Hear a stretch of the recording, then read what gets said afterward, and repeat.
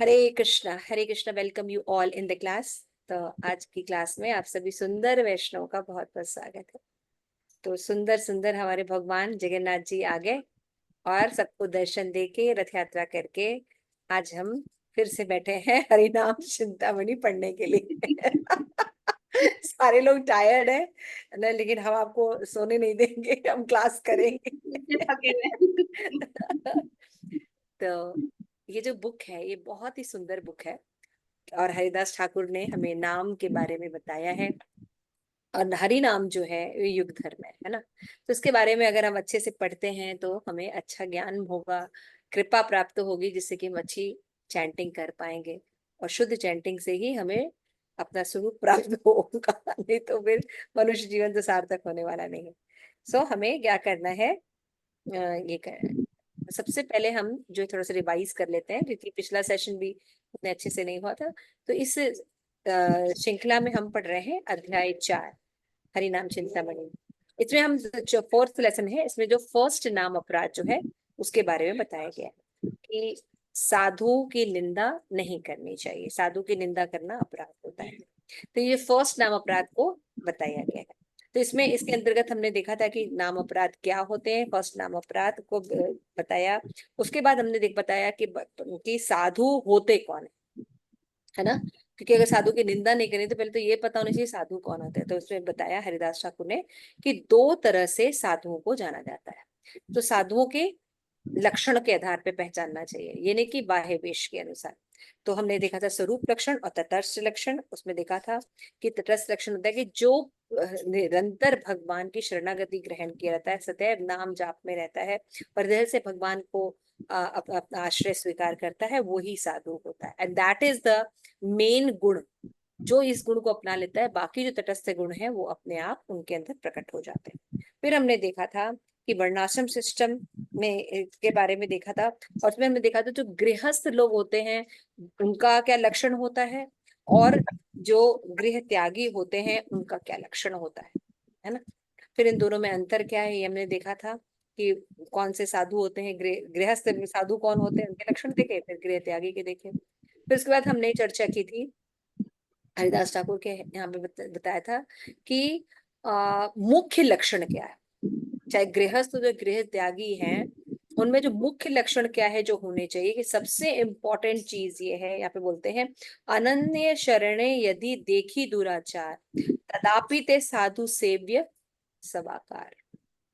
ये पॉइंट बहुत इंपॉर्टेंट है कि स्वरूप लक्षण तो यही है कि मतलब हम भगवान की शरणागति वाले भक्त को देखें, है ना। बाह्य वेश इतना इंपॉर्टेंट नहीं है, लेकिन अगर कोई व्यक्ति, है ना, पूर्ण रूप से शरण ग्रहण किया है लेकिन किसी बुरे कार्य में प्रवृत्त हो गया है ना,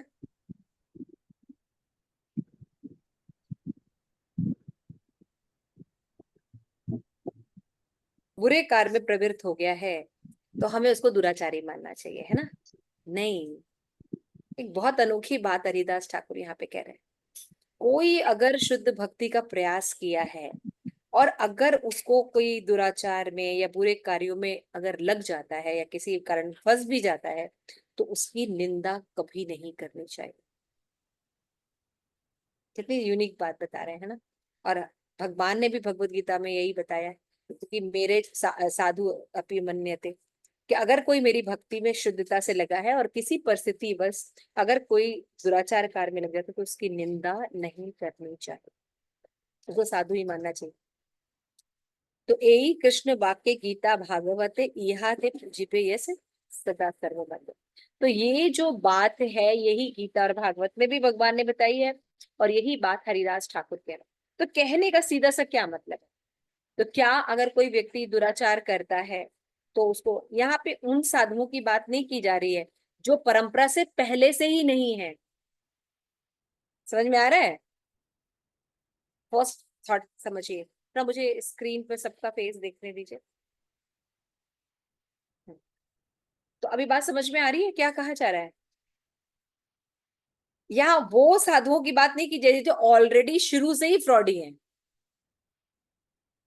परंपरा से नहीं है, लोगों को केवल ठगने के लिए गुरु बने हुए हैं, या उनकी बात नहीं की जा रही। यहाँ पे लोग मिसअंडरस्टैंड करते हैं। यहाँ पे ये बात की कि हृदय से उस व्यक्ति ने सही गुरु परंपरा, सही लाइन जो है वो एक्सेप्ट किया,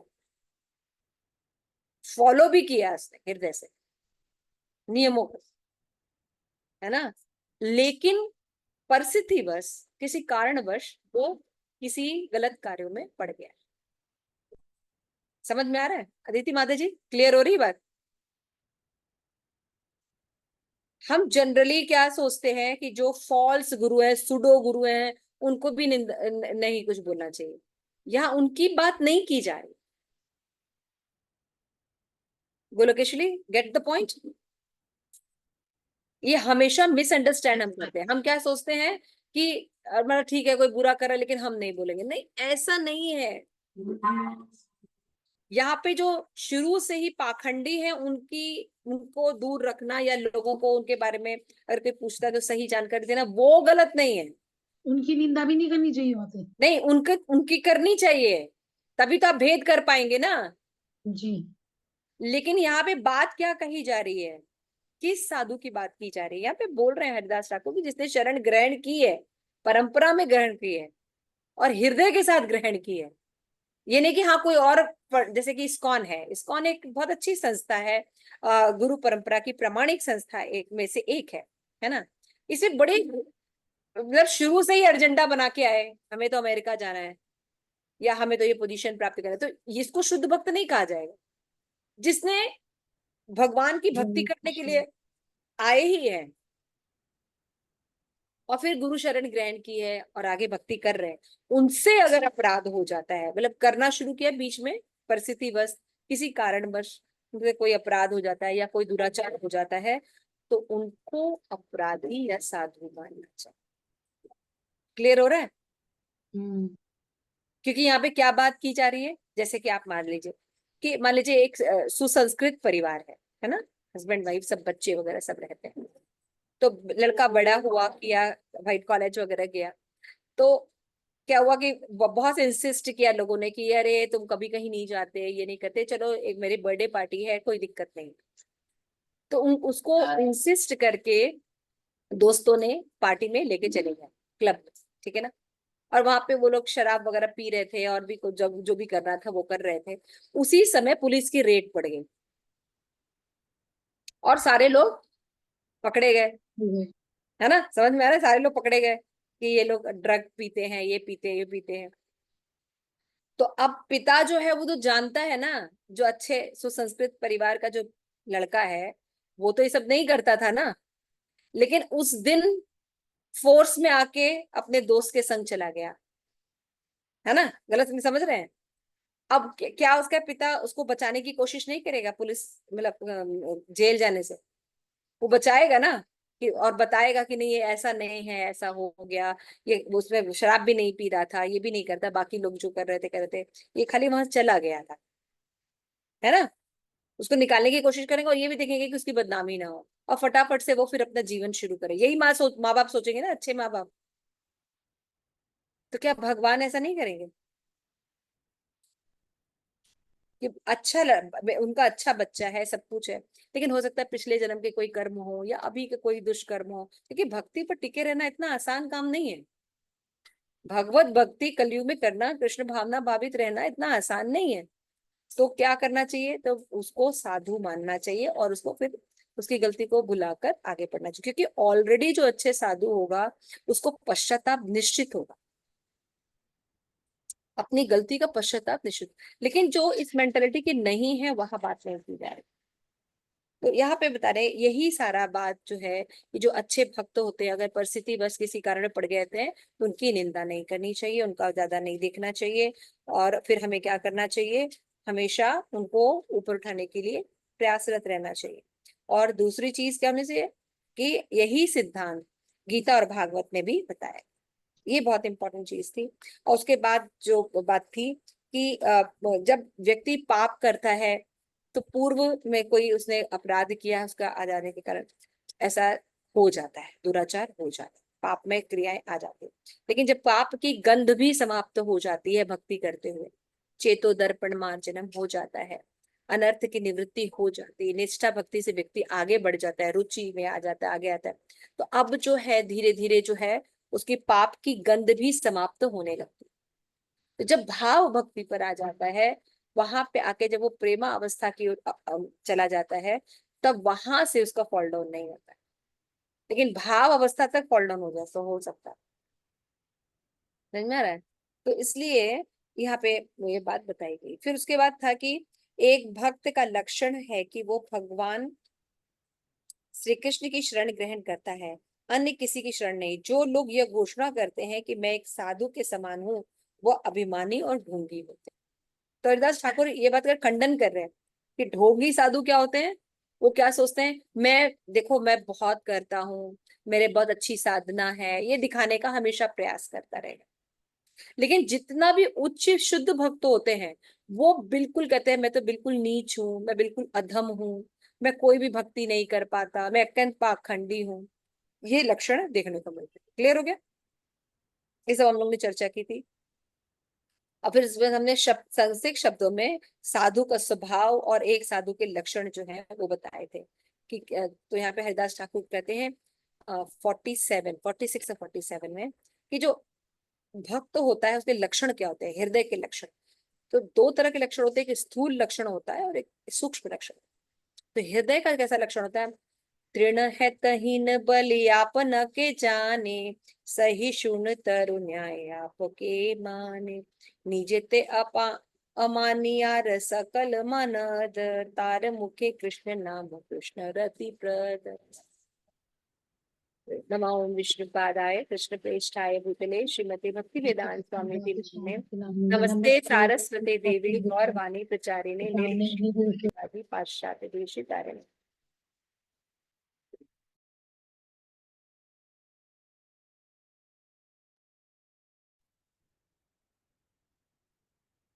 निर्विशेष शून्यवादी पाश्चात्य देशे तराणी, प्रेम से कहो जय श्री कृष्ण चैतन्य प्रभु नित्यानंद श्री अद्वैत गदाधर शिवासादि गौर भक्त वृंद। हरे कृष्ण कृष्ण कृष्ण हरे हरे, हरे राम राम राम हरे हरे। कि जो अपने दांतों के बीच तिनका रखता है, स्वयं को एक निम्न व्यक्ति समझता है, जो वृक्ष के समान सहनशील है होकर दूसरों को मान देता है, प्राप्त कर दूसरों को मान देता है, लेकिन अपनी मान की इच्छा नहीं करता, ऐसे व्यक्ति के मुख में निरंतर भगवान के पवित्र नाम का निवास होता है। उसके अन्य लोगों में भगवान कृष्ण से प्रेम करने की भावना जागृत करने की शक्ति और सामर्थ्य होता है। वो खुद भी निम्न भाव में रहता है, तृणादपि सुनीचे न तरुरी सहिष्णु भाव में, और अमान्य न भाव रहता है। इसलिए वो निरंतर कृष्ण का नाम जप कर सकता है, और उसके शुद्ध नाम के कारण और लोग भी उससे इंस्पायर हो सकते हैं, और दूसरों को शक्ति भी प्रदान कर सकता है कि वो भी हरि नाम को अपना ले अपने जीवन में। तो पवित्र भगवान नाम के प्रति समर्पित व्यक्ति ही वैष्णव है। भगवान कृष्ण की शक्ति उसके शरीर में वास करती है ना। तो जो वास्तविक साधु होता है, भगवत भक्त होता है, वो कहता है कि मैं तो हीन हूँ, एकमात्र कृष्ण के शरण में हूँ, मुख में हर क्षण कृष्ण का नाम उच्चारित होता है, वही साधु है। तो वास्तविक भगवत भक्त अपने को तृण से अधिक हीन समझता है, और वृक्ष से वो सहनशील होता है। वो स्वयं सम्मान की चाह न रखकर दूसरों को सम्मान देता है। इसके मुख से उच्चारित श्री कृष्ण नाम ही दूसरों को हृदय में कृष्ण प्रेम प्रकाशित कर सकता है। ठीक है ना? तो नाम परायण वैष्णव ही साधु होता है। तो रियल साधु कौन होता है? जो नाम को नहीं छोड़ता। अभी हमने देखा ना, साधु को दुराचारी नहीं समझना चाहिए, जो शुद्ध साधु है। तो क्यों दुराचारी नहीं समझना चाहिए? क्योंकि वो हरि नाम को नहीं छोड़ा है, और हृदय से उसने परंपरा को एक्सेप्ट भी किया था, लेकिन किसी कारणवश परिस्थिति बस वो अनर्थों में पड़ गया है। तो भगवान देखते हैं कि वो अगर नाम नहीं छोड़ा है, तो भगवान उसको निकाल देते हैं। क्लियर हो रहा है? तो नाम परायण, जो सदैव भगवान का शुद्ध रूप से नाम आश्रय लिया रहता है, उसको साधु मानना चाहिए। परीक्षित महाराज श्राप दे दिया, है ना, जाओ 7 दिन में तुम्हारी मृत्यु हो जाए, है ना। वृतासुर वृतासुर को श्राप मिल गया छोटा सा बात करने पर कि तुम असुर कुल में जन्म ले लो, चित्रकेतु को। है ना, वृतासुर बने, है ना। अम्बरीश महाराज ने कोई गलती नहीं की, दुर्वासा मुनि जी ने उनको छोड़ दिया, एक ब्रह्म राक्षसी छोड़ दिया उसकी हत्या करने के लिए, तुमने पानी पिया है ना। तो भक्त लोग परिस्थिति में क्या करते हैं, सदैव हरि नाम लेते हैं। उनको वैष्णव समझना चाहिए, उनको प्रणाम करना चाहिए, और उनके मुंह से एक बार भी अगर हम हरि नाम सुन ले, कथा सुन ले, भागवत सुन ले, तो हम भी भक्त बन जाएंगे। ठीक है, आगे चलते हैं। तुमने ये सब पढ़ लिया था, उसके बाद हमने देखा था कि हम्म उसके बाद वैष्णव अपनी शक्ति के संचार अन्य लोगों में कैसे करता है, ये हम देखेंगे। तो हमने देखा कि एक शुद्ध वैष्णव ही संचार कर सकता है। आगे देखते हैं 54 श्लोका से। वैष्णव निकट यदि कत लक्षण कत क्षण देही होते है कृष्ण शक्ति निरसर, से शक्ति श्रद्धावान हृदय पसिया भक्तिर उदय करे देह का कपाइया, जे बसी वैष्णवेर निकटे श्रद्धाय ताहर हृदय भक्ति होए उदय, प्रथमे आसीव्य तार मुखे कृष्ण नाम नामेर प्रभाव पावे सर्व गुण ग्राम। यहाँ पे बता रहे हैं कि वैष्णव के निकट यदि कोई भी कुछ समय के लिए बैठ जाता है, तो उसके क्योंकि प्रेम होता है, उसके शरीर से कंपन निकलता है, उसके श्रद्धावान जो लोग होते हैं उसके आसपास अगर इकट्ठे होते हैं, तो हृदय को स्पर्श करके उसके शरीर को थोड़ा कपा कर उसके हृदय में भक्ति का उदय करा देते हैं। ये साधु में शक्ति होती है कि श्रद्धावान के हृदय में वो भगवान की भक्ति को दे देते हैं। तो श्रद्धा सहित वैष्णव के निकट बैठते हैं, उनके हृदय में भक्ति उदय हो जाती है ना। तो हम लोगों को भी जब हमारे गुरु महाराज ने, हमारे सीनियर वैष्णवाज ने जब हमारे हृदय में भक्ति को अपना दिया है, तो हमारे अंदर भक्ति का उदय हुआ। मुझे याद है कि शुरू के दिनों में जब हम वृंदावन एक बार गए थे, तो वहां पे उद्धव कुंड के पास हम बैठे हुए थे। तो वहां पे एक बहुत सुंदर वैष्णव थे, वो अपनी पत्नी के साथ थे, और वो सुबह का समय था। वो इतने सुंदर ढंग से वहां पे बैठ के आराम से तिलक तिलक लगा रहे थे। जो हम लोग सुबह लगाते ना, तिलक लगा रहे थे मंत्र बोल बोल के। और एक एक तिलक वो इतना सुंदर बना रहे थे, हर के पास नीचे तुलसी, बाह में इधर उधर। उनका वो प्रेममयी तिलक लगाना देखकर मुझे हमेशा रहा कि मैं हमेशा तिलक जरूर लगाती, 16 तिलक जो हम लोग पूरा लगाते हैं। तो उनका तिलक लगाना मुझे आज भी याद है। ऐसे ही आप लोगों के जीवन में होगा, कोई नाम जप करते समय, कोई बहुत कीर्तन करते समय, कोई बहुत अच्छी कथा पढ़ते समय, कुछ कुछ वैष्णव के अंदर इतना होता है, शुद्धता होती है कि उनको देखकर हमारे अंदर भी श्रद्धा उत्पन्न हो जाती है। तो सर्वप्रथम उस जीव के मुख से कृष्ण नाम निकलेगा, और एवं हरि नाम के प्रभाव से वो तमाम सर्व गुणों को प्राप्त कर लेगा। ठीक है ना। जब श्रद्धावान व्यक्ति को हरि नाम करने लगेगा, उसको इंटरेस्ट आ जाएगा, जब वो हरि नाम करेगा, तो धीरे धीरे उसके भी सारे जो अनर्थ निकल जाएंगे, और वो भी अच्छा भक्त बन जाएगा। तो यहाँ पे बताया गया कि एक वैष्णव के दोष ढूंढ फिर बताते हैं, एक वैष्णव में दोष ढूंढना उस वैष्णव की निंदा है, और वैष्णव की जाति उसके पूर्व दोष, उसके पूर्व अवशेष तथा उसको क्षणिक त्रुटि हो जाने के कारण उत्पन्न हुए दोष की निंदा नहीं करनी चाहिए। मतलब ये दोषों की निंदा नहीं करनी चाहिए। क्या क्या, कि उसकी किसी वैष्णव है लेकिन निम्न जाति में जन्म है, तो ऐसे नहीं बोलना चाहिए कि वो निम्न जाति में है तो ये कैसे वैष्णव हो गया, अरे तो ऐसे ऐसा है। या उसके भक्त के पहले अगर वो बहुत गलत हरकतों में था, तो उसकी निंदा नहीं करनी चाहिए। और यदि पूर्व दोषों से अभी भी थोड़े बहुत कुछ रह गए हैं, तो उसको छोड़ देना चाहिए। और उसकी क्षणिक त्रुटियां भी होती है, मतलब कार्य करते हैं, हर कार्य में त्रुटि होती है। हमने पढ़ा है कि जीव में 4 दोष होते हैं, इसमें वी डू मिस्टेक्स, हम गलती करते हैं, तो इसलिए हम उसको छोटी मोटी गलतियों को हम लोग क्षमा कर देते हैं। तो जो व्यक्ति, हाँ, मानो कि किसी वैष्णव का छोटी जाति में जन्म हुआ, आगे चलिए। जो व्यक्ति एक वैष्णव के जन्म पूर्व दोषों लगभग पूरी तरह से नष्ट हो चुके हैं, उसके पूर्व दोषों के अवशेष को या उसके क्षण भर के लिए त्रुटि को हो जाने के कारण उसके दोषों को निंदा करता है, वो मूर्ख है, और वो यमराज द्वारा दंडित होगा। तो ये सब निंदा नहीं करनी चाहिए। क्या निंदा नहीं करनी चाहिए, वो हमने लिस्ट आप लोग को बता दी कि अचानक किसी वैष्णव से कोई पाप कर्म हो जाए, कोई वैष्णव ऐसी स्थिति में हो तो पहले पाप करता है, परंतु अब शरणागत भजन करता है, परंतु बुरे संस्कार अभी बाकी हैं, तो उनको देखकर कोई निंदा ना करे, उनका अपमान ना करे। एटलीस्ट उसने एक परंपरा से सिस्टम तो ज्वाइन कर लिया, धीरे धीरे भगवान उसके अनर्थों को नष्ट कर। लेकिन बड़ा दुख से कहना पड़ता है कि हमारे आसपास जब हम वैष्णव को देखते हैं तो बहुत ही बुरी तरह व्यवहार करते है ना। किसी को भी बुरी तरह डांट दे, कोई प्रसाद लेने आया है, पहले प्रसाद में ले लिया है, या किसी के साथ है उसके साथ खड़ा होकर पहले प्रसाद ले लिया, नहीं बुरी तरह हम उसको ट्रीट करते हैं, किसी भी चीज के छोटे से मिस्टेक के लिए, कि वो जीवन भर भक्ति ना करे, है ना। तो हम लोग जो है उनको बहुत ध्यान रखना चाहिए कि किसी को अगर हम बोल रहे हैं कर रहे हैं तो आराम से बोले करें, ताकि उसकी भक्ति भी नष्ट ना हो। अपमान नहीं करना चाहिए, निंदा और अपमान दोनों नहीं करना चाहिए, ये सब ध्यान रखना चाहिए। आगे चलिए, इन्हें बहुत आराम से पालन कर रहे हैं, है ना, बहुत आराम से ये चीजें देखने को मिल रही हैं।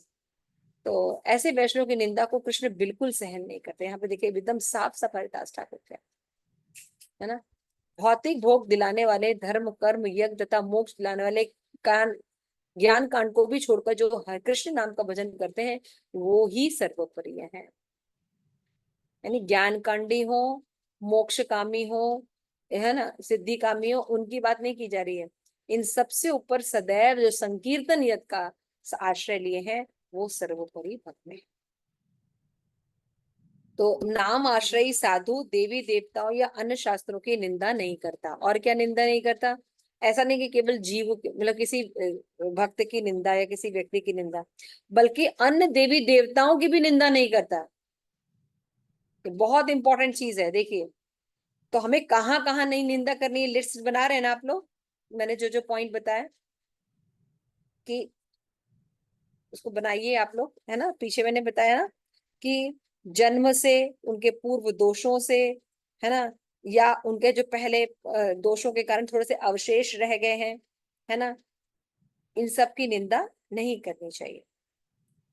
और अन्य अन्य देव अन्य शास्त्र ना करी निंदन, नाम रे आश्रय लय शुद्ध साधु जन।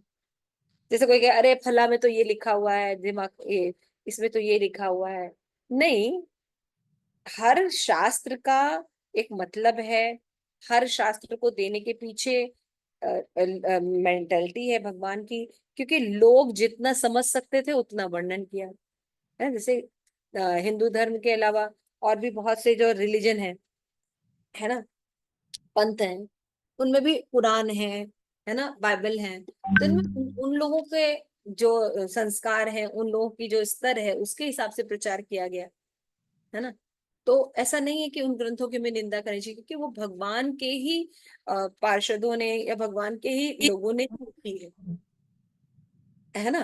तो इस तरह से हमें निंदा नहीं करनी चाहिए शास्त्रों की, बल्कि समझना चाहिए। जैसे कभी कभी लोग अपने ही हिंदू में भी देखिए कहते अरे पुराण वगैरह बिल्कुल, अरे इसमें तो कोई भी पता नहीं लिख दिया होगा, क्या लिखा है पता नहीं क्या। कभी किसी को शिव को हिंदू बना, वो शिव को गुरु बना देते हैं, कोई गणेश को बना देते हैं भगवान, कहीं ठीक से लिखा नहीं है।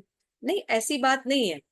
कभी कभी भगवान उन लोगों को भी मौका देते हैं जो क्रम से भक्ति करके ऊपर की ओर आ रहे हैं, है ना। तो वो सकाम कर्मी है, धीरे धीरे आगे प्रोग्रेस करेंगे, इसलिए उनको ऐसे ग्रंथ दिए गए। क्योंकि प्रकृति के गुण के अनुसार रजोगुण तमोगुण सतोगुण 3 प्रकार के लोग होते हैं, है ना। और कलयुग में ज्यादातर तमोगुणी लोग होते हैं। तो इतनी जल्दी कृष्ण भक्ति को नहीं समझ पाए, तो उनको ऐसे शास्त्र दिए जाते हैं ताकि वो थोड़े से अथॉरिटी को एक्सेप्ट करें, फिर धीरे धीरे उनका प्रोग्रेस होता है। तो इसलिए हमें अन्य शास्त्रों की निंदा नहीं करनी चाहिए। और देवी देवताओं को हम जानना चाहिए कि देवी देवता है वो भगवान के प्रतिनिधि है ना। और प्रतिनिधियों की निंदा नहीं करनी चाहिए, पर उनको पोजीशन उनकी सही होनी चाहिए। जैसे कभी कभी कई भक्त होते हैं तो वो ठीक से अभी इस्कॉन नहीं ज्वाइन करते हैं, तो नॉर्मल परिवार में रहते हैं। तो कई लोग बोलते हैं माता जी हमारे पास तो बहुत से देवी देवता हैं और कृष्ण भी उनमें से बीच में बैठे हुए हैं, तो क्या करना चाहिए। तो देखिए, अगर हमको बहुत, क्योंकि उन्होंने एक्सेप्ट भी नहीं किया है, कुछ नहीं किया है, तो उनको अगर हम बिल्कुल बताएंगे तो बड़ा मुश्किल होगा। तो हम लोग ये सजेस्ट करते हैं कि एटलीस्ट आप ठाकुर जी की पोजीशन अपर प्लेनेट पर रखिए, कि भगवान भगवान नजर आए और भगवान के प्रतिनिधि प्रतिनिधि नजर आए। है ना, एक लेवल पर नहीं रखना चाहिए, कम से कम इतना नॉलेज हो जाए एक कृष्ण भगवान है, बाकी उनकी परिस्थिति। ऐसे करके भी विभक्ति करने से धीरे धीरे प्रोग्रेस होती है, गुरु गुरु करने से फिर धीरे धीरे प्रोग्रेस होती है, फिर व्यक्ति आगे बढ़ता है।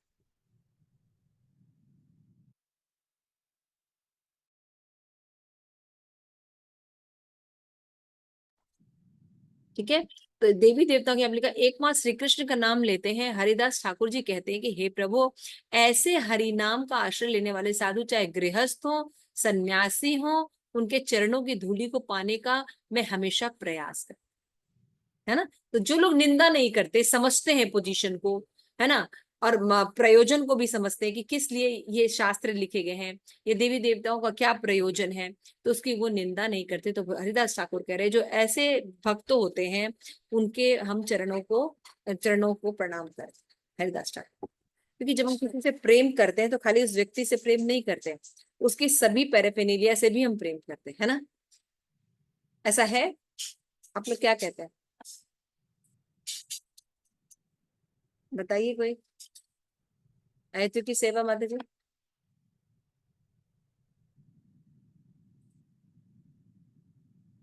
हेतु की सेवा माता जी कहाँ है, तो यमुना आप बताइए। हरे कृष्णा माता जी। यस बताइए, ऐसा है कि नहीं। माता जी प्रश्न एक बार। कि अगर हम किसी से प्रेम करते हैं तो ऐसा नहीं कि खाली उससे प्रेम करते हैं, बल्कि उसके पैराफिनेलिया, उसके यस आसपास की यस चीजों से भी माता प्रेम करते हैं, जी। जी माता जी। है ना। तो ऐसा नहीं कि हम भगवान से प्रेम करेंगे बाकी सबको छोड़ दें, जी है ना। माता जी। जी भगवान के जो प्रतिनिधि हैं, भगवान के जो दास लोग हैं, उनको भी हम रिस्पेक्ट देते हैं, उचित आदर देते हैं, है ना। तो ऐसे लोगों को कह रहे हैं, ऐसे जो समझदार भक्त होते हैं, या फिर हरिदास ठाकुर कहते हैं चाहे वो गृहस्थ हो या सन्यासी, वो हमेशा वंदनीय है। मेरा तो ये अनुभव है कि जिनकी हरिनाम में रुचि है वो उतना ही बड़ा वैष्णव, आगे चल, है, जिसके वर्णाश्रम, धन, विद्वता, यौवन, रूप, बल, जन आदि कुछ भी महत्व नहीं रखता। अगर मान लो इन सब आइडिया को समझता है, सदैव हरिनाम जपता है, तो वो भक्त कैसा भी हो, किसी भी वर्ण का हो, विद्वान हो कि ना हो, यौवन हो ना हो, बल हो ना हो, लेकिन इसका महत्व नहीं रखता, इसलिए उसे हरिनाम का आश्रय ले। आप समझ रहे हैं।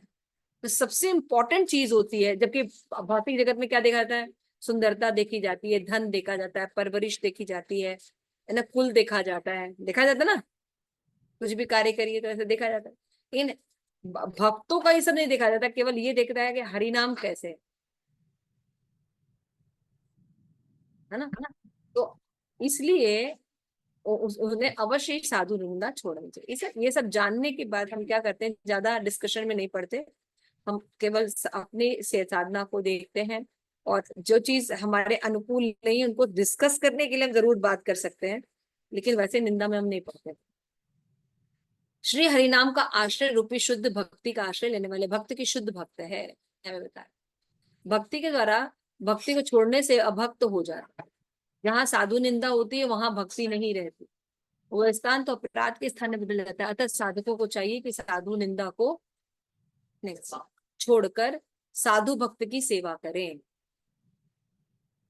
भगवान का भक्त हर समय साधु संग व साधु सेवा करेगा, यही उसका धर्माचरण है, इसी का वो पालन करे। साधु सेवा करने से या सेवा करने से क्या होता है, हमें पता रहता है कि किसी भी परिस्थिति में जाकर सेवा करने पर क्या क्या चीजें सामने आती हैं, क्या क्या परिस्थितियां सामने आती है ना। तो जो व्यक्ति एक्सपीरियंस्ड होगा वो ज्यादा निंदा नहीं करता है। मानते हैं आप कि जो व्यक्ति सेवा करता है, सब चीजें कर रहा है, अरेंज करता है, वो जानता है कि कभी अच्छा है, कम है, इतना है, वो तो वो अगले व्यक्ति की निंदा नहीं करता, क्योंकि वो जानता है कि वो व्यक्ति भी प्रयास कर रहा है। लेकिन जो व्यक्ति मतलब प्रैक्टिकल नहीं कुछ करता, केवल थ्योरी थ्योरी नॉलेज रहता है, वो व्यक्ति बहुत ज्यादा क्रिटिसाइज करता है। व्हाट इज, आप लोगों की क्या ओपिनियन है, प्रेम मंजरी। माता जी जब तक आप बुक्स पढ़ रहे हैं, शास्त्र पढ़ रहे हैं, है ना, लेकिन आप संग नहीं ले रहे हैं, कोई सेवा नहीं कर रहे, तो आपको पता नहीं चलेगा कि ये प्रैक्टिकल में कैसा होता है। हाँ आप कैसे आप टॉलरेट करोगे, कैसे आप बिहेव करोगे, जब तक आप संग में नहीं हो आप इसे सीख नहीं सकते। ज्ञान ले सकते हो लेकिन विज्ञान नहीं कर सकते, तो संग इसीलिए बहुत निंदा जरूरी नहीं है। करेंगे हम, हाँ, इसीलिए निंदा अगले नहीं की करेंगे। निंदा नहीं करेंगे। हम देखेंगे कि ये स्पॉट है, यहाँ पे ये प्रॉब्लम है, लेकिन कम से कम इतना तो आया, आप यहाँ ये देखोगे। हाँ, इतना तो है, राइट, क्योंकि ऐसा होता है। कहना कहना आसान होता है, लेकिन जब सिचुएशन आती है ना तो अपने निकल जाता है। तो फिर अब सीखते हैं, पहले थॉट में आएगा, दूसरे में आएगा, फिर हम नहीं करेंगे। तो फिर यहाँ पे बता रहे हैं इस तरह से हम धीरे धीरे निंदा, जब हमारी अंडरस्टैंडिंग ब्रॉडर होती है तो हम धीरे धीरे निंदा कम करते हैं। तो असत्संग दो प्रकार का होता है, ऐसे बता रहे हैं, है ना।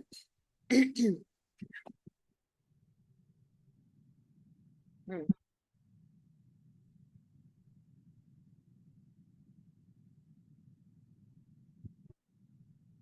हम्म। देखिए 67 में बता रहे हैं कि नामाश्रय शुद्ध भक्ति भक्त भक्ति रूपा, भक्त भक्ति विवर्जिता इहले रूपा। एक सच्चा भक्त भगवान नाम का आश्रय स्वीकार करके शुद्ध भक्ति में संलग्न होता है, वो भक्ति का मूर्तिमान रूप बन जाता है। तथा कथित भक्त जिससे भगवान के प्रति कोई भक्ति भाव नहीं है, वह एक विकृत भक्ति है और वो एक राक्षस। फिर साधु निंदा, जो भक्त की निंदा करने वाले भक्तों की भक्ति में कोई स्थित नहीं है, उसके द्वारा किया गया अपराध उसे अभक्त बना देता है। इसलिए भक्त को भक्ति की निंदा नहीं करनी चाहिए। तो क्या होता है यहाँ पे, क्या बताया जा रहा है कि मान लीजिए आप जिसकी निंदा कर रहे हैं, तो होता क्या है, उसके कोटे का जितना पाप होता है वो आपके कोटे में आ जाएगा, और आपके कोटे का जितना पुण्य है वो उसके कोटे में चला जाएगा। तो ये कौन सा सौदा हुआ। आपने जैसे ही किसी की निंदा की तो होगा क्या, उसके कोटे का जितना पाप है वो आपको मिल जाएगा, और आपने अगर थोड़ा बहुत अगर पुण्य किया होगा तो वो उसको मिल जाएगा। तो घाटे का सौदा है ना। तो ये सब चीजें जानकर जीव को क्या करना चाहिए, समझना चाहिए कि वो निंदा में न पड़े। लेकिन बहुत मुश्किल होता है, बहुत मुश्किल होता है। तो सबसे पहली चीज, जैसे जब हम साधना शीट भरते हैं, इसमें एक लाइन कर लें, साधु निंदा छाड़ी भक्त, साधु भक्त करे साधु संग साधु सेवा यही धर्माचर्य। इसलिए भक्त को भक्तों की निंदा करने से बचना चाहिए, उसके प्रति समर्पित होना चाहिए, भक्तों के संग तथा उसकी सेवा करना, यही एक वास्तविक धर्म के कार्यकलाप है। अगर कोई रियली भक्ति कर रहा है भगवान की, तो धीरे धीरे उसकी निंदा करने की प्रवृत्ति जो है बदल जाएगी, है ना। तो धीरे धीरे उसमें गिरावट आनी शुरू होगी। हम बहुत इंपॉर्टेंट पॉइंट बताते भूल गए। तो भक्त जो है वो निंदा से बचता है, यहाँ पे ये बात बताई जा रही है। तो निंदा करने वाला जो व्यक्ति होता है वो सदैव अगले व्यक्ति के सारे पाप को ले लेता है, और हम यही कर रहे हैं, हम सब यही कर रहे हैं, है ना। तो हमेशा आप लोग अपने जो साधना शीट बनाते हैं, तो उसमें जो नया वाला साधना शीट है उसमें भरा जाता है ना कि आपने कितना वो किया, आलोचना की, निंदा कितनी की। तो आप लोग जब निंदा का नोट कर रहे हैं कि हर रोज आपकी कितनी निंदा हो रही है, तो उसमें आप देखिए कि कौन से, पूरा जब आपका चार्ट बन गया पिछले महीने का, तो उसमें आप लोग जाइए और ये देखिए कि किस दिन आपकी सबसे ज्यादा निंदा हुई है। तो नोट्स बनाइए, किस व्यक्ति के साथ, किस परिस्थिति के साथ, किस जगह पर आपकी सबसे ज्यादा निंदा होती है। क्लियर हो रहा है क्या क्या चीजें, किस व्यक्ति के साथ, किस परिस्थिति के साथ, और किस जगह पर आपकी निंदा सबसे ज्यादा होती है।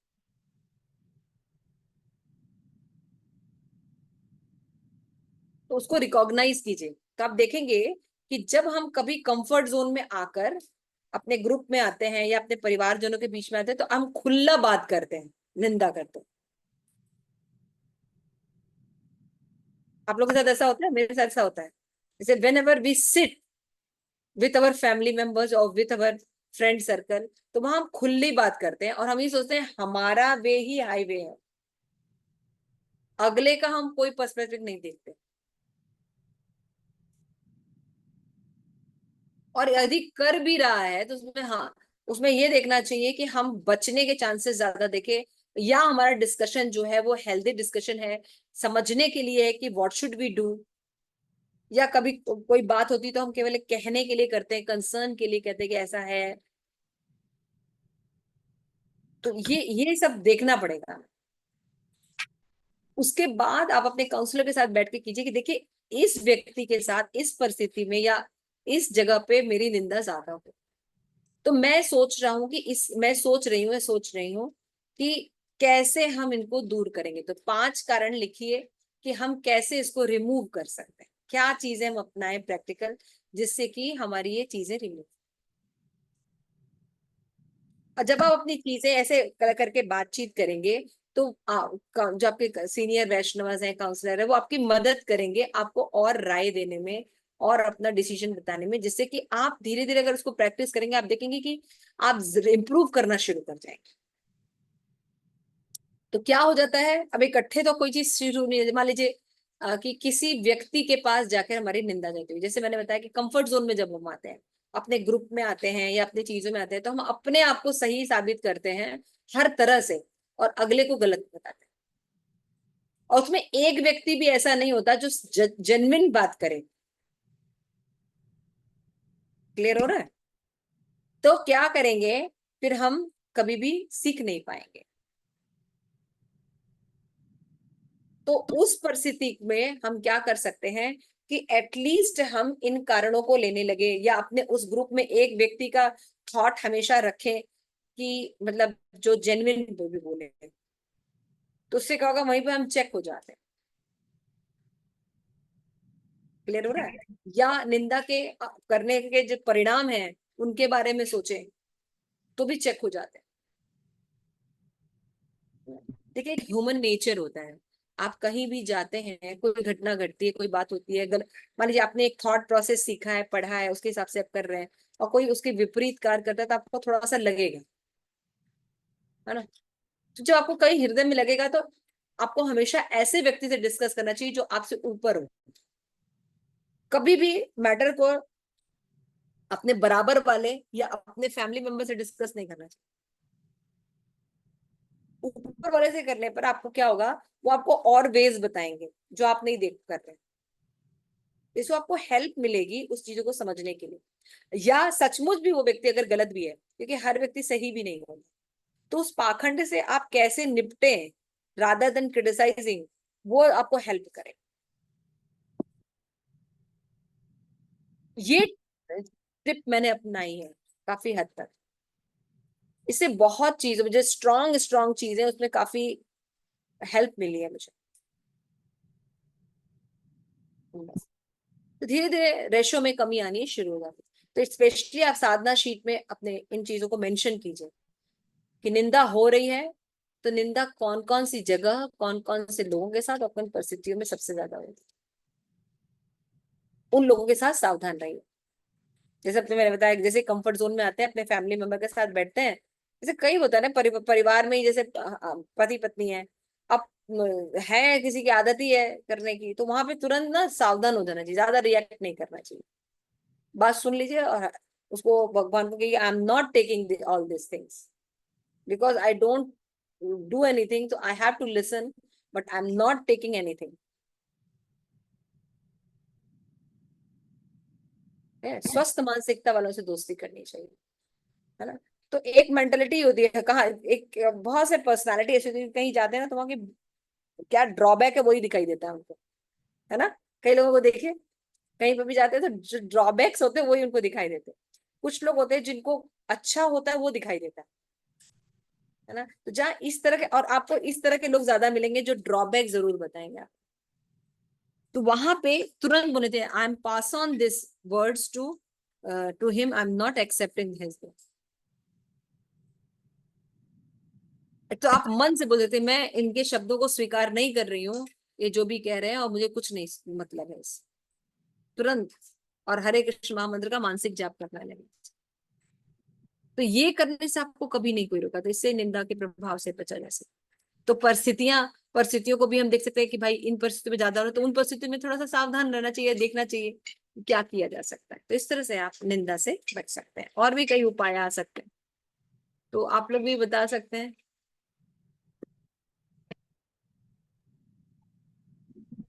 हाँ, ये माता जी आप बिल्कुल प्रैक्टिकल चीज बता रही है, ये बहुत अच्छा है। जनरलाइज ऐसा होता है कि जब हम कंफर्ट जोन में आते तो जो भी मन में आता निश्चित है निश्चित बात करते हैं, डिस्कशन करते हैं क्या हुआ, वाले किसी की शादी में गए, किसी के पार्टी में गए, या तो किसी ये के घर ऐसे बोल गए, रहा था, वो हाँ ऐसा कहीं कर भी रहा गए, था। तो हम क्या होता है फिर वापस आके फिर हम अपने आप को बड़ा अच्छा प्रूव करने की कोशिश करते हैं और बाकी सबको।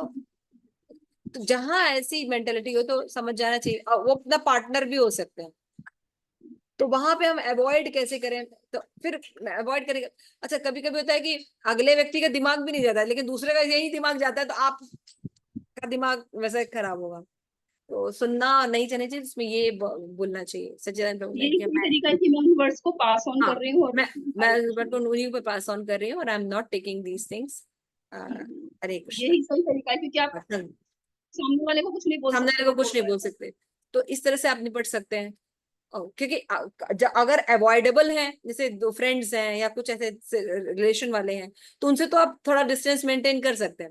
लेकिन अगर घर पे ही है, अपना ही बेटा हो, अपनी बेटी हो, है ना, अपने ही अगर ज्वाइंट फैमिली में रह रहे हैं, तो चाचा चाची, अपने भाई बंधु, है ना, तो उनमें उनमें से हम कैसे बचें। है, तो नहीं पास कर तुरंत नहीं करना चाहिए, लेना नहीं चाहिए उनके शब्दों को।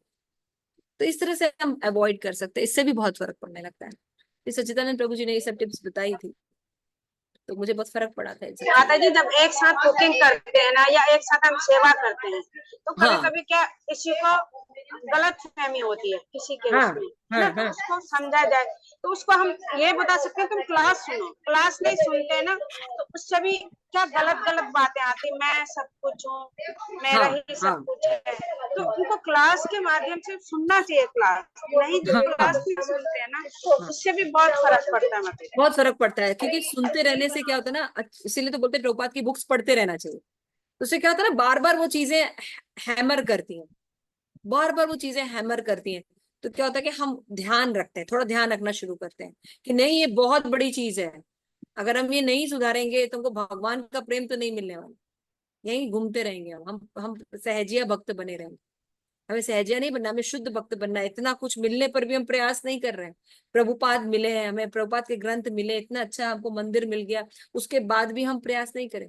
कुछ हमारे फ्रेंड्स भी अच्छे मिल गए हैं, तो हमें क्या करनी चाहिए, कोशिश करनी चाहिए, ये सब चीजें कोशिश करनी चाहिए। क्लियर हो गया।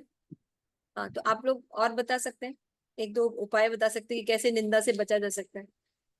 सखी स्वरूपा क्या करती हो निंदा से बचने के लिए।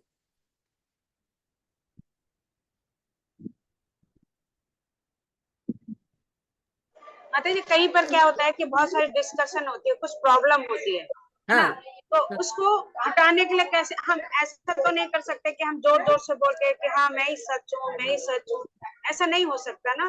कभी कभी हमारे में भी गलतियां हो सकती है ना। हाँ हाँ बिल्कुल, हमारे में ही गलतियां होती। हाँ, ऐसा नहीं कि मैंने जोर से बोल दिया या मैंने उस टाइम में करेक्ट कर दिया, लेकिन वो आगे जाके हम सही नहीं है, शुद्ध भक्ति नहीं कहलाए। हालांकि हम उनसे जोर से बोल के हमने अपना कर दिया कि नहीं, मैंने उसकी सारी बातें दबा दी हैं, हाँ लेकिन क्या होता है कि हम हालांकि गलत होते हैं हम, लेकिन हम जोर से बोलते हैं या कुछ इधर उधर से बोलते हैं, तो हम सोचते हैं कि हमने वो सही कर दिया, हम उस पर हावी हो गए और ऊपर अच्छे हो गए, तो हम हावी हो गए, हमने अच्छा कर दिया। लेकिन ये हमारी भक्ति में बहुत बड़ी बात, वैसे आदत पड़ जाती है फिर। आदत पड़ जाती है। मैंने अभी अभी जस्ट आपसे बताया कि कभी कभी क्या होता है कि जैसे कि ये चीज बहुत देखने को मिलती है कि अगर हम किसी को मान लो चेक भी कर रहे हैं, तो किस वे में चेक करें, दैट इज वेरी इंपॉर्टेंट, है ना। मैंने अभी डिस्कस किया ये कि लोग ये ध्यान नहीं रखते, बहुत रूडली बोलते हैं, बहुत रूडली व्यवहार करते हैं। और हम भी करते हैं, कई बार हम भी करते हैं, हम लोग भी बहुत गलत बोलते हैं, बहुत करते हैं। तो क्या होना चाहिए, अपने अंदर पश्चाताप होना चाहिए। बाद में उसको माफी मांग सकते हैं कि मैंने थोड़ा आपको हार्ड बोल दिया, ऐसा करके जरूर कर देना चाहिए। या नहीं बोल पाए तो एटलीस्ट रात में सोने से पहले जरूर सबसे माफी मांगने की आदत होनी चाहिए डेली, क्योंकि हम बहुत गलतियां करते हैं, कई बार चीजों के बारे में रियलाइज है, कई चीजों के बारे में रियलाइज है। ठीक है। लेकिन मेरा एक क्वेश्चन भी है कि जैसे कई बार ऐसा होता है कि कोई एक्चुअल में ही गलत कर रहा है कुछ, हाँ मान लो, हाँ तो उस कंडीशन पे कैसे निपटना चाहिए उसको? हाँ, उस कंडीशन में ये नहीं करना चाहिए कि हमें ये देखना चाहिए कि हम कैसे लेस हार्मलेस रहें, अच्छा। हम उस व्यक्ति से कैसे लेस हार्मलेस रहें। तो इसीलिए तो डिस्कशन करना चाहिए ना, अपने आपके पास ऐसा फ्रेंड सर्कल होना चाहिए जिसको आप अपनी परिस्थिति बताइए, भाई ऐसा सिचुएशन चल रहा है तो क्या किया जाए। तो वो बता दो, क्या होता है अपना दिमाग नहीं चल रहा, दूसरे का दिमाग से थोड़ा सा कभी हेल्प मिल जाती है। तो क्या हो सकते हैं, हम उपाय देख सकते हैं कि हम लेस हार्म कैसे हो, ये हमारा टारगेट होना चाहिए। क्योंकि अब हार्म तो होंगे, अब इफेक्ट बिल्कुल। हो रहा है हमें, लेकिन हम जो बचे वो तो बचा लें, जितना बच सके।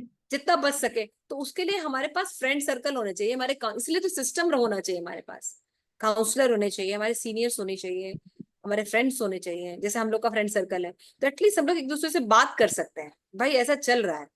क्योंकि जब घटना घटती है तो वी हैव टू से समबडी, किसी से बात करते हैं, ऐसा हाँ, भी चुपचाप नहीं रह सकते हैं, ये पॉसिबल नहीं। एटलीस्ट किसी से डिस्कस भी करने तो आगे डिस्कस करिए, समझ बार बार डिस्कस कीजिए। कोई बोलता है कि अरे यार ऐसा बार बार हो रहा है, वैसा बोलिए, लेकिन साथ में निंदा की जो परिकाष्ठा वहां पे मत पहुंचिए ना, उसको सॉल्विंग पॉइंट पर लेके आइए ना। समझ में आ रहा है? अभी तो बस हम निंदा, वो निंदा की, हम निंदा के खत्म नहीं, हमला अभी सोल्यूशन अभी हम सॉल्विंग, हाँ अब हम सॉल्विंग कंडीशन पे लेके आए ना कि ये चीज हो रही है, अपन इसको निकले कैसे, जैसे निकले कैसे। तो निकलने के लिए पहले तो चीज है कि मान लो परिस्थिति, मान लो मेरे से गलती हो गई, निंदा हो गई, या मेरे से कुछ गलत कार्य हो गया, तो एटलीस्ट जब भी याद आए तो सॉरी बोल दीजिए, नहीं तो मानसिक माफी तो मांग ही लीजिए तुरंत। बिल्कुल। कुछ कीजिए, action, you have to do something. ऐसा बैठिए मत। तो भगवान प्रयास देते हैं, तो फिर भगवान भी बुद्धि भी देते हैं कि कैसे उन परिस्थितियों से बाहर निकले। तो हमें कोशिश करनी चाहिए जितने लेस हार्मफुल रहे। सबसे बेस्ट उपाय है कि अपने साधना ऐसा बनाइए कि आप, मैंने हमेशा इसीलिए बोला कि अगर आप 100% कर सकते हैं तो आपको अपना टारगेट 150 रखना चाहिए। इतना आपके पास सेवा होनी चाहिए, इतना आपके पास काम होना चाहिए, इतना आपके पास आध्यात्मिक एंगेजमेंट होनी कि हमें ज्यादा सोचने समझने और देखने का टाइम नहीं होना चाहिए। नशा होना चाहिए, बिल्कुल हमारा नशा ज्यादा होना चाहिए।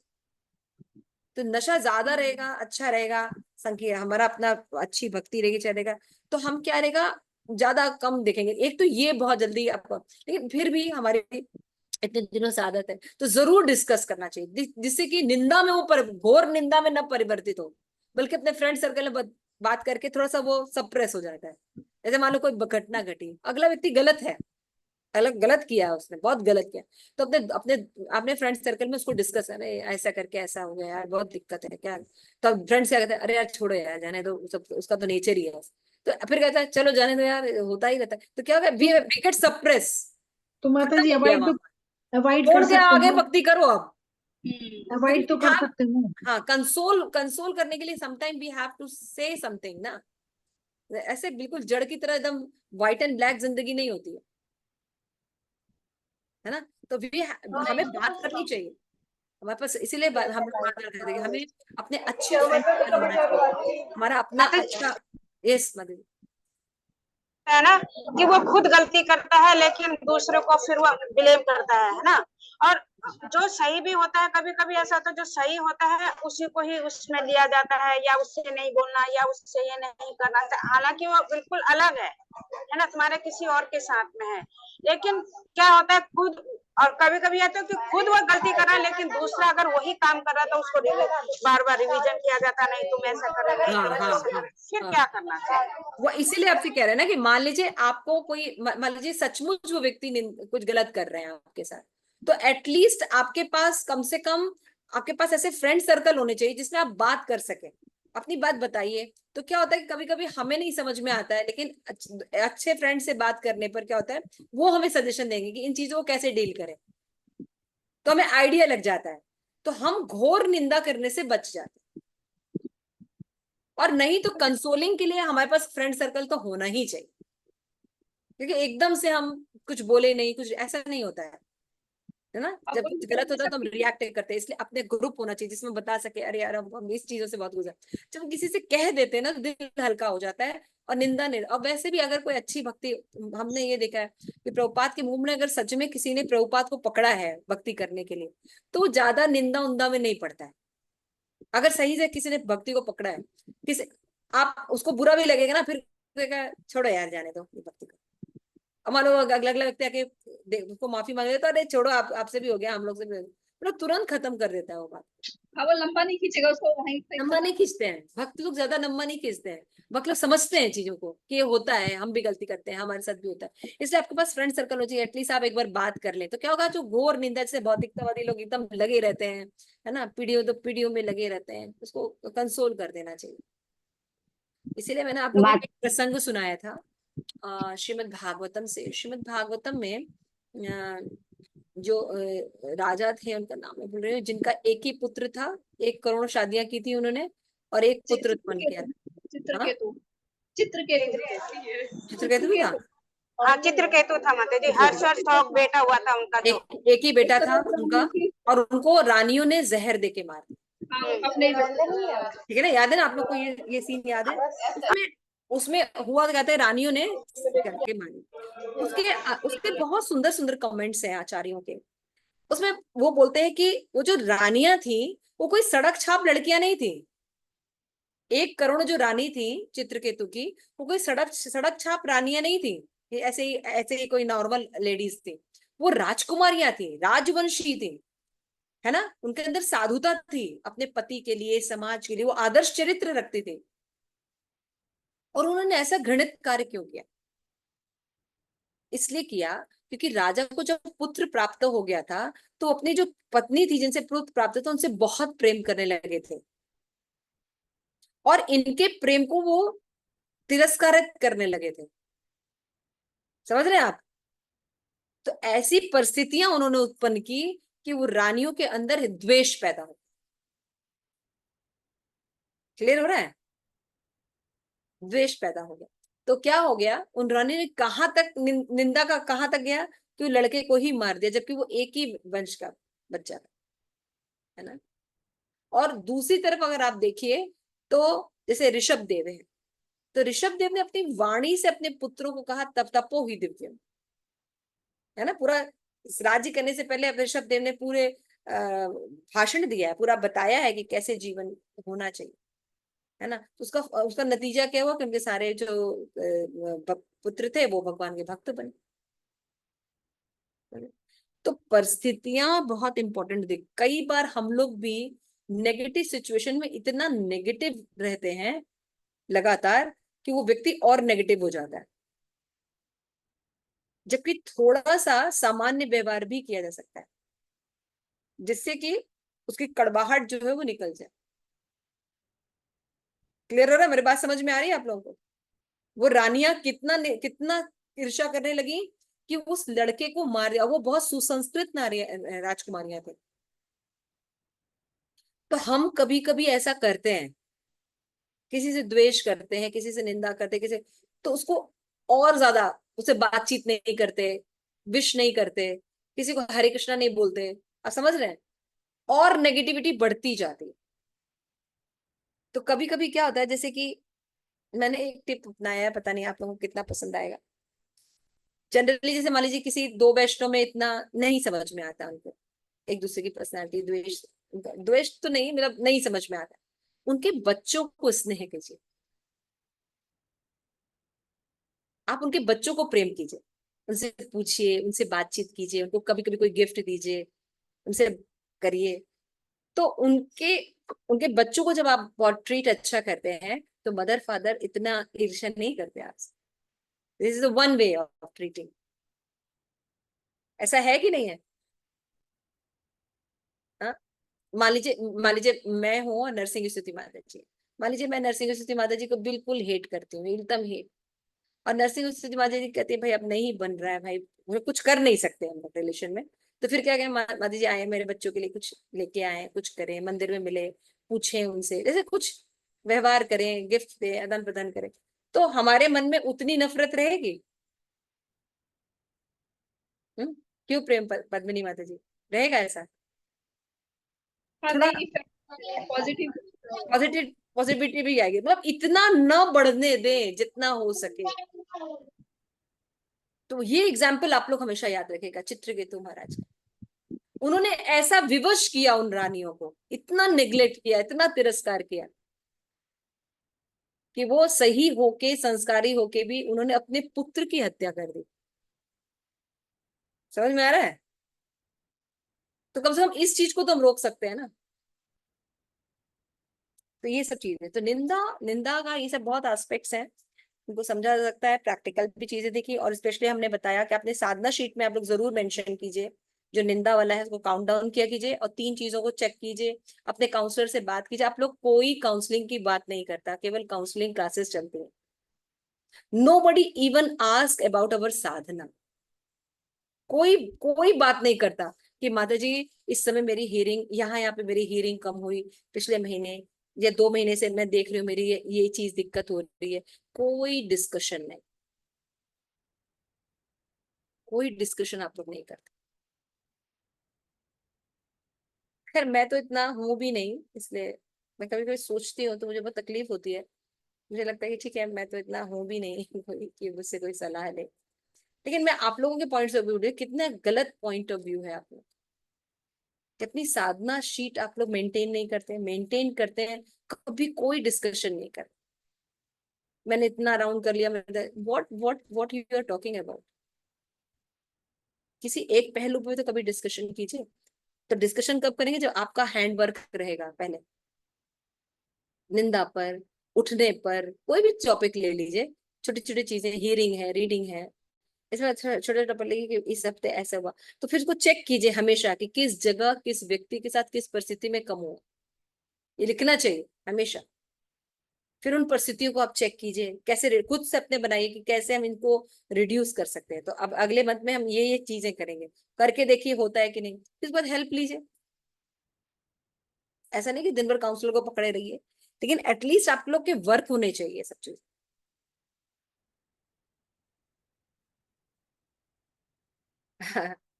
Thank you so much. आज हम यहीं तक पढ़ते हैं, श्लोका नंबर 70 से शुरू करेंगे आगे, कि भक्त असत्संग 2 प्रकार के होते हैं।